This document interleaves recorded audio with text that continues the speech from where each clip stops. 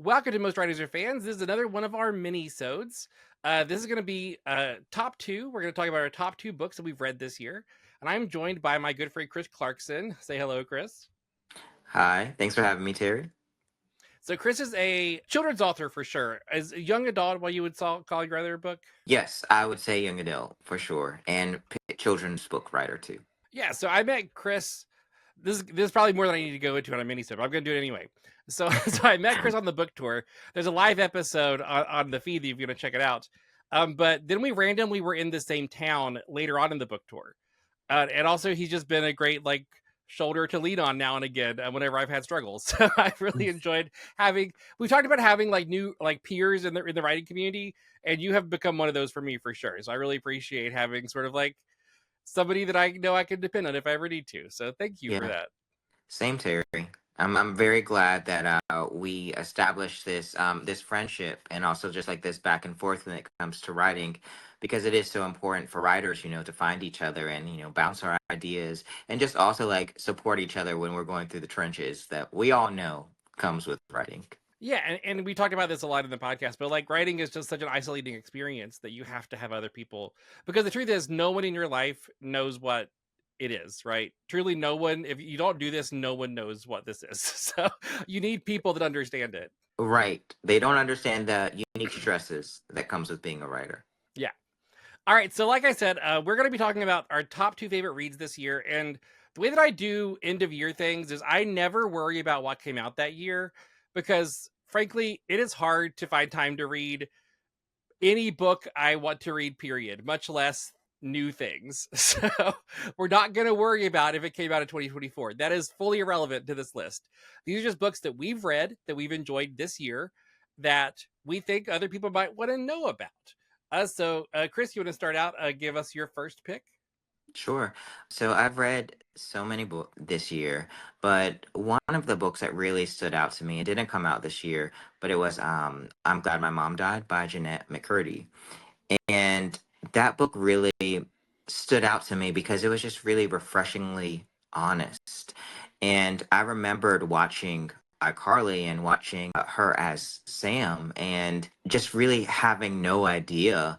Like it just shows for me as I was reading it that, when it comes to celebrities, that we can watch them and think that we know them and really have no idea what's going on in their personal life. They're just like us and going through these struggles. But, you know, it brings into question like with acting, how much acting do you have to do on screen and off screen? So that was a really refreshing read for me and just very eye opening, whether it came to like child actors but also just the struggles that she went through.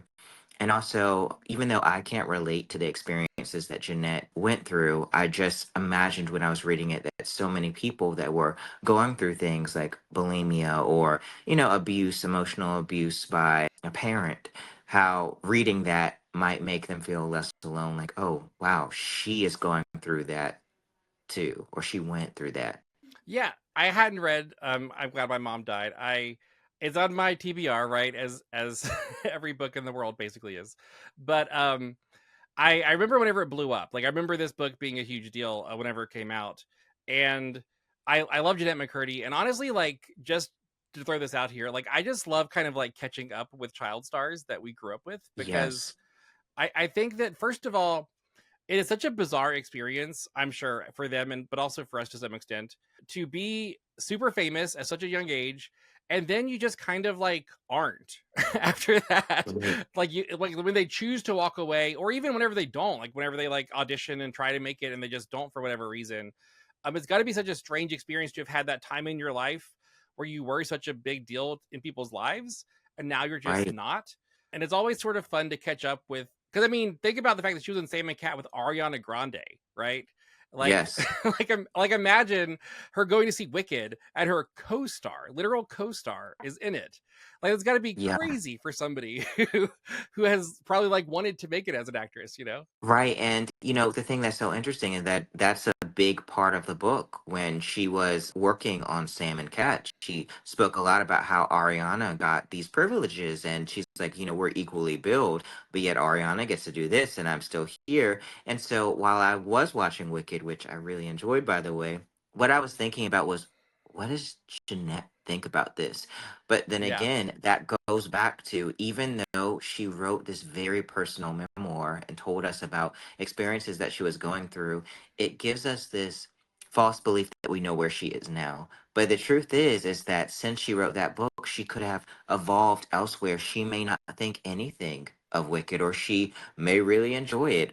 Like, we don't know. And that's what I really liked about that book, or the memoir, because we're writers. We create characters, and they kind of leave us and they go to the world, after we're finished writing them. So it made me really think about just Jeanette, not as a character, but as a person. Where is she now? Is she still struggling with some of the same things that she struggled with in the memoir? And, how is she doing? Yeah, and two, like the idea of it being a book sort of about grief to some extent. I'm glad my mom died. I presume it's their grief is an element. I think that something interesting when it comes to memoirs is that grief is actually something that's so much more than like somebody losing somebody in your life. Like somebody like Jeanette probably had to grieve like her acting career to some extent to be able to move on with her life, And I think it's good to point out those kinds of things, mental health purposes, because I think that so many people don't grieve things that aren't physical people, and that's such it is damaging, mental health wise. Right. Yeah, so very I cool. completely agree. Yeah, so I love that as a pick. I'm glad you were able to read it this year. I definitely need to try to read it next year. This sounds like something that would maybe be great for me at this point in my life. So I maybe need to explore that. So my first pick, I met this guy at LavenderCon. LavenderCon was this queer book con that I went to in DC back in April. And I met tons of anybody that listens to this podcast knows that I met tons of queer authors there because they've been my guests for the past few months. But one of the guys I met was named David R. Slayton, and he had this book series. It's called the Adam Binder series, but it's basically this like series of like a sort of like working class magical character in like an urban fantasy setting, which I'm super into. His first book was called White Trash Warlock, about like this guy that lives in a trailer with his aunt. He's like in his early 20s, and he kind of has to like come to terms with the fact that he's like not moved out of his hometown. What is that like? And it just felt very relatable as somebody who has been trying to kind of like break out of the whole living in your hometown and finding an identity beyond that. Yeah. So I had a lot of fun with it, and I really just enjoyed exploring sort of like an urban fantasy thing that had a real focus on character, and that was really cool for me. Have you heard of David R. Slayton at all? No, I have not. But that's definitely a author that I need to put on my read list. Yeah, he's a really cool guy, and he talked about how he had just written a like traditional fantasy novel, and how like his success with Adam Binder is kind of what led him to be able to do the things he really wants to do. So I'm excited to check out his fantasy novel, just to kind of see how he builds out these like full worlds, right? Because urban fantasy, you're building out parts of a world because some of it exists already, right? Yeah, that sounds so cool, and like a great recommendation, Terry. I'm definitely gonna check that one out. Awesome. So what do you got for your next one? So my next one is the Thursday Murder Club. Have you heard of that one? I've heard of it. Yeah. Okay. So what I thought was really interesting about that is, murder mysteries, they are always in. People are just so fascinated by murder. And what was really interesting about this one was it is a group, it takes place in a retirement home. So the characters, they're all living in the retirement home. And so before I even picked up the book, I was like, well, what is this about? Like, I was very intrigued by the concept because Richard Osman, the writer, I just was like, we don't usually get to see, people in retirement homes in the thick of the action. And I really respected that, because at the end of the day, it's kind of like we're still people, we're still alive, like life still goes on. And it really, I felt, it's very character focused. So there's the aspect of murder, but it follows this group of friends, and there's a lot of heart. It's comedic, and you care about the side characters. You care about the murder and what happened.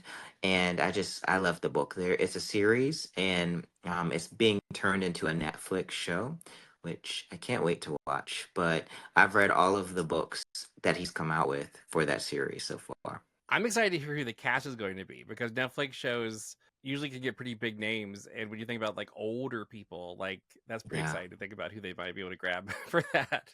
Yeah, they um, had Helen Mirren. She's one of the ones that they were able to grab for it.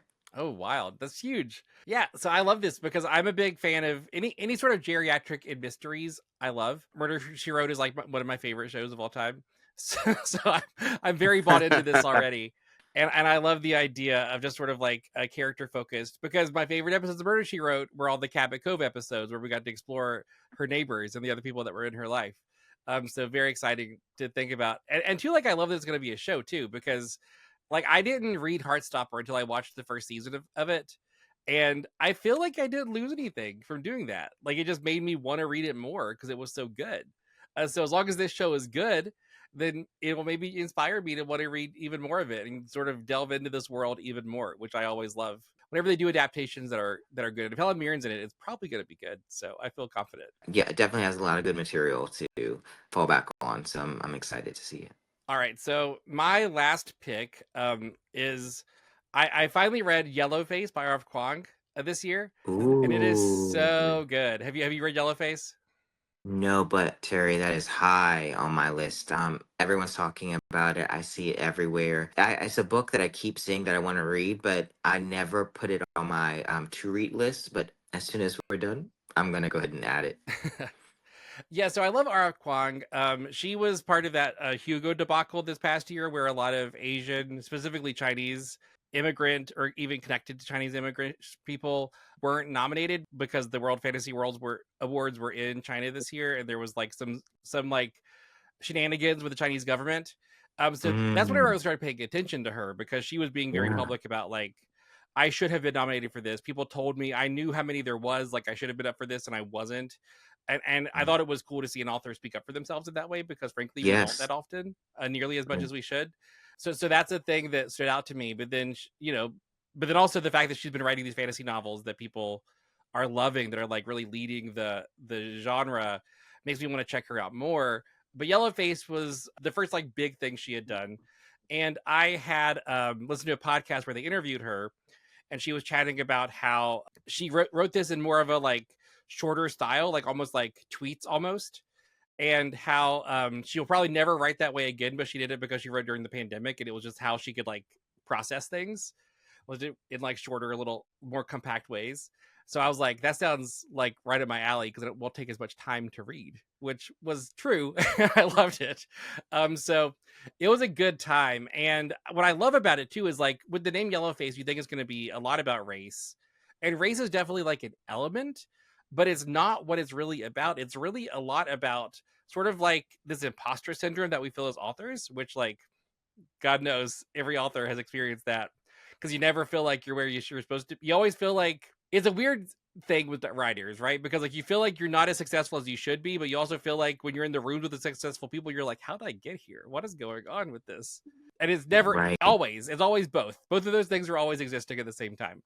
And this book really delved into that, which is maybe a little inside baseball for authors, but honestly, like here for that. Like very fun to sort of like see our world reflected in this way. And it talked about a lot of things that like I've heard, like agents and like mentor programs with authors and like all these other things that I've like been like participating in. And it's like, oh, fun to get to like be a part of this and see because like I've read plenty of novels where I don't know the things that they're talking about, like but it's like still fun. This was cool to get to know all the references and to get all the things that she's talking about because part of this world. Yeah, so I really loved it. I just sort of love this exploration of like sort of this insecurity of being an author, and then also this like because there's also this element of like entitlement that I think that a lot of authors have, where it's like I don't know why they're successful when I'm not, which I think is like a fair Mm. thing to believe, oftentimes, but it's also like not helpful to like your No own well-being. comparisons. Like, Yeah. yeah, the only reason you should care about what other people are doing is if they're successful and you can like celebrate them. Anything else is Right. like irrelevant because like you could always the thing that I always say about like agents and things are like traditional publishing is it's really like you got to catch them on the right day. Like it's all about Mhm. luck. Like it really is all about luck. And whenever you think about it from that perspective, nobody like is any more like qualified than anybody else when you think about it from that perspective. And so, like, why them? Because they were lucky, and like that's fine. Like, one day you might be lucky, and that's what you got to hope for, you know. So yeah, like it was cool to explore like both sides of that, and sort of like see like that dark mirror thing of like, am I doing this? I don't think I'm doing this, but am I? So also a very cool thing as an author to sort of see that reflected back, you know. Okay, well, I can't wait to read. I can't wait to read it. I really really enjoyed it, and it was one of those things that I always know that a book is good if I can't put it down. This is one of those that I like couldn't stop. Like I was constantly trying to figure out where I could find more time to read more of it because it was just really compelling and great. So yeah, I really loved it. So I think I'd like to chat a little bit because we have a little bit of time. Like, how do you decide what to read? I feel like that's a thing that a lot of people, readers especially, struggle with. Like, how do you know what to read next on your TBR? Like, what is the thing that you think you sort of use to drive that whenever you stop and think about it? Well, it depends on what I'm writing at the time. So I won't want to read something that's too close to what I'm writing, but something that's in the kind of the same field that could be a little bit like an escape, but also give me like a good kind of like a feel for like how another author might write in that same genre. So if I'm writing a murder mystery, then I'm going to want to read a murder mystery that might be about adults since I'm writing about teenagers. So, Yeah. there's that level of being a little bit removed where I'm not going to have to worry about, absently like pulling anything from that. But I'll kind of stay in that same genre that I am currently writing about. Or I might do something completely different. Like if I'm writing a contemporary novel, I might read science fiction just because it's so different from what I'm writing. It really depends. You talk about is on any given day. That's really what decides what I read. I have a long list. So I may just decide, like, you know what? I'm in the mood for something lighter. Or I'm in the mood for something sad. I'm in the mood for something darker. And that's how I will pick what I'm going to read next. How about you? Yeah, so I always have two books going at the same time. I always have an audiobook and a physical book. And I read audiobooks whenever I walk or like things like that. Hmm. I because it motivates me to go outside if I only listen to it then it's like I have to go outside to get more of this story. Right. And then I read a book at nighttime. So I always have a physical book I'm reading, and then like I'm traveling or whatever. If I have downtime, I'll read it. So I always try to like contrast those to be sort of different kinds of books, different like tones, so that I'm not sort of like that way, like if I want something light, then it's like I can listen to my audiobook. And if I'm ready for something heavier, then it's like okay, then I can go do this other thing. So that's a thing that I always do is I have two going at the same time. And honestly, like I love audiobooks only because it allows me to consume more stories, if that makes sense. That's why I love them because it's like more to come in. And the way that I usually choose is I have a giant TBR, and a lot of times it's like what when it comes to what I'm going to read next is like what do I physically have already because I bought so many books because Right. I'm sure you're familiar with this as an author when you go into a bookstore for like author related reasons, which is like a book signing or just like to introduce yourself to a bookstore owner or whatever. You feel like you have to buy something when you're there, and there are Yes. worse problems to have, right? But but I always buy books that I don't need because I'm like in these places Right. as an author.